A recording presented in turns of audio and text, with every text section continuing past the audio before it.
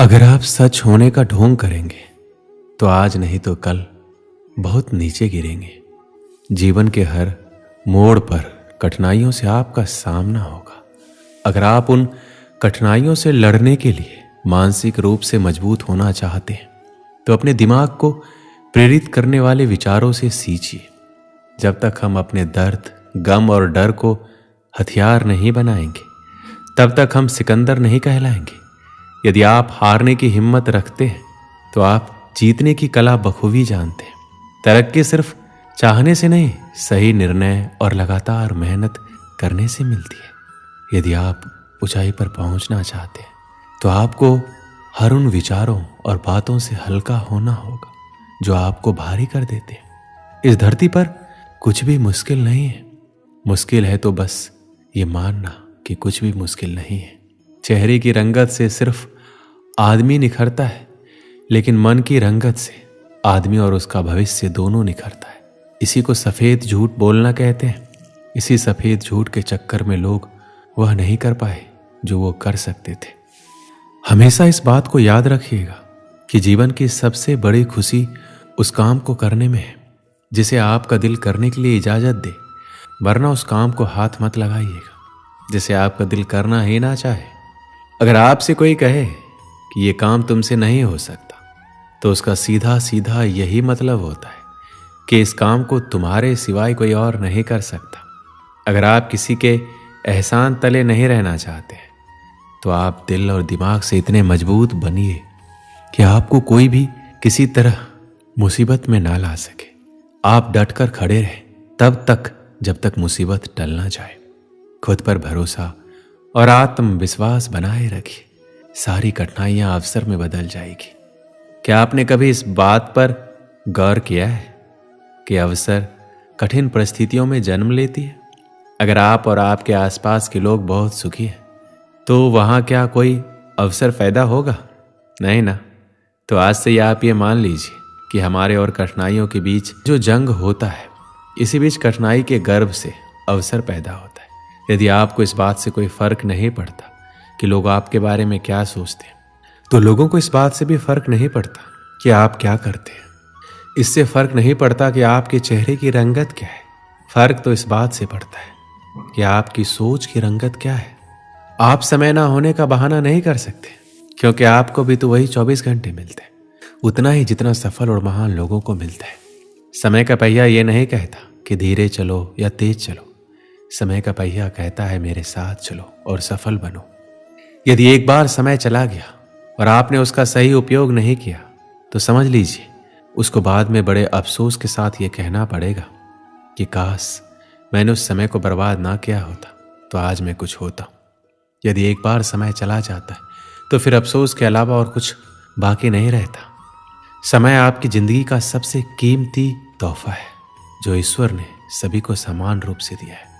अब यह आपके ऊपर है कि आप उसका उपयोग कैसे करते हैं। ध्यान देने वाली बात यह है कि समय का हर पल आपके लिए एक अवसर है और इस अवसर का फायदा उठाकर आप कुछ भी अच्छा हासिल कर सकते हैं। यदि आप हर पल का सही उपयोग कर पाते हैं तो आपको सफलता की ऊंचाइयों को छूने से कोई नहीं रोक सकता। यदि आप नदी की तरह बहते हुए समय का उपयोग नहीं कर पाए तो एक समय ऐसा आएगा जब आपको ना चाहकर भी कहना पड़ेगा कि काश मैं उस समय वो काम कर लिया होता, काश मैं अपने जीवन के प्रति उस समय सचेत होता। कहीं आपके जीवन में ऐसा तो नहीं हो रहा? कहीं आपके जीवन के समय रूपी खेत की लहराती फसल को कोई चिड़िया तो नहीं चुग रही? अगर ऐसा है तो उस चिड़ियों को तुरंत उड़ा दीजिए और बचा लीजिए अपने फसल को, बचा लीजिए अपने खुशी भरे जीवन को, वरना एक ही वाक्य आप जीवन भर दोहराते रहेंगे कि काश मैंने उस समय ये कर लिया होता। जीवन का हर पल एक अवसर है और इस अवसर को कभी भी हाथ से जाने नहीं देना चाहिए। जीवन के हर पल को उससे जुड़े प्रत्येक कार्य को पूरे मन के साथ करना चाहिए। आपका भविष्य आपके वर्तमान पर निर्भर करता है, इसलिए अपने वर्तमान के हर क्षण का सही उपयोग करें। आज नहीं तो कल, कल नहीं तो परसों। हम इसी तरह अपने कामों को टालते रहते। जो काम आज हो सकता है उसे कल पर टाल देते और कल आने पर परसों। इसी तरह समय बीतता जाता है और एक एक दिन के साथ हमारे कामों का बोझ बढ़ता जाता है। जैसे जैसे हमारे कामों का बोझ बढ़ता जाता है तो हम उन कामों को करना ही छोड़ देते और ऐसे में कई बार हम अपने जरूरी काम भी नहीं कर पाते और फिर बाद में उसी का अफसोस करते। अपने आलस को अपनी जिंदगी से दूर रखें और उस काम को आज ही निपटा लें, कल पर ना छोड़ें। एक समय की बात है, एक राजा एक दिन अपने राज्य के भ्रमण पर निकलता है। कुछ दूर टहलते हुए जाता है कि उसे एक गरीब आदमी मिलता है। उसकी हालत बहुत ही खराब थी, फटे पुराने कपड़े और पूरा शरीर गंदगी में लिप्त था। राजा को उस पर दया आती है। राजा अपने राज्य में ऐसे इंसान को देखकर परेशान हो जाता है कि उसके राज्य में बहुत तकलीफ में। फिर राजा ने एक निर्णय लिया कि उस गरीब के घर में चुपके से सोने की कुछ मोहरें रखवा देगा। उस दिन जब रात होती है तो रात के अंधेरे में राजा अपने गुप्तचर को आदेश देता है कि जाओ उस गरीब के घर में सोने की 1000 मोहरें चुपके से रखाओ। और साथ ही में एक पत्र राजा देता है जिस पर लिखा होता है, मैं तुम्हारे राज्य का राजा हूं, ये सोने की मोहरें तुम्हारे लिए। राजा पत्र इसलिए रखवाता है गरीब आदमी इतने सोने के मोहरें देखकर परेशान ना हो जाए। गुप्तचर सोने की मोहरें और राजा का पत्र उस गरीब के घर में चुपके से रख आता है। अब राजा मन ही मन खुश था, उसके राज्य में कोई भी गरीब नहीं है। कुछ दिन बीतता है। एक दिन अचानक से राजा को उस गरीब की याद आती है तो राजा अपने गुप्तचर से उस गरीब का हालचाल पता करने को कहता है। कुछ समय बाद गुप्तचर वापस आता है और राजा को बताता है कि वह आदमी अब इस दुनिया में नहीं रहा, वो मर चुका है। राजा को यह सुनकर बहुत बुरा लगा। राजा ने उसके मरने का कारण पूछा तो गुप्तचर ने बोला कि महाराज वह गरीब आदमी कुछ दिन पहले बहुत खुश था, सबसे मिलता था, बातें करता था, उसके अंदर काफी बदलाव आ गया था। लोगों ने बताया कि वह अपने साथ एक पोटली लेकर घूमता रहता था, किसी को पोटली के बारे में कुछ नहीं बताता था, किसी को हाथ तक लगाने नहीं देता था। लेकिन महाराज पास के राज्य में एक दिन किसी काम से गया था तो उसकी वह पोटली कुछ लुटेरों ने चुरा ली, जिसके बाद वह बहुत बेचैन रहने लगा, पागलों की तरह बातें करने लगा। लोगों ने बताया कि उसकी हालत पहले से भी खराब हो गई थी। पहले तो वह लोगों के बीच में बैठता था, बातें करता था, लेकिन जब से उसकी पोटली चोरी हुई तब से वह किसी को भी अपने पास नहीं आने देता, इसलिए कोई भी चाहकर उसकी मदद नहीं कर पा रहा था।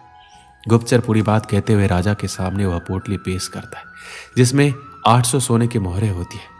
राजा इन मोहरों को देखकर पहचान जाता है कि ये वही मोहरें थी जो राजा ने उस गरीब के घर में रखवाई थी, परंतु राजा ने तो 1000 मोहरें रखवाई थी, ये तो सिर्फ 800 है।